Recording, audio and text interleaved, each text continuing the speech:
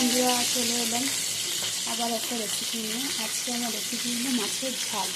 মাছের ঝালের জন্য আমি মাছগুলো ভাজা বসিয়ে দিয়েছি। মাছটা ভাজা হয়ে গেছে, এবার তুলে ফেলবো। কড়াতে আবার তেল দিয়ে দিয়েছি, ফোড়নে কালো জিরে, কাঁচা লঙ্কা ফোড়ন দিয়ে দিয়েছি।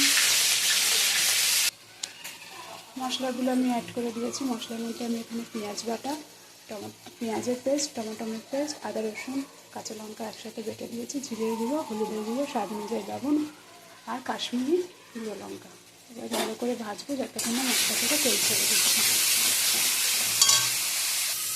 মশলা থেকে তেল ছেড়ে দিয়েছে, এবার জল দিয়ে দেবো। জল দিয়ে দিয়েছি, ঝোলটা ফুটে এসছে। এবার ভেজে রাখা মাছগুলো দিয়ে দেবো। রেসিপিটা আমার রেডি হয়ে গেছে, এবার নামিয়ে ফেলবো। রেসিপিটা যদি ভালো লেগে থাকে তাহলে প্লিজ আমাকে একটা লাইক, শেয়ার, কমেন্ট আর সাবস্ক্রাইব করে দেবেন।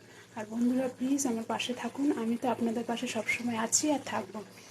সবাই মিলে একসাথে হাত ধরে আমরা সবাই এগিয়ে চলি। কেউ কাউকে ছেড়ে গেলে কিন্তু হবে না। Thank you.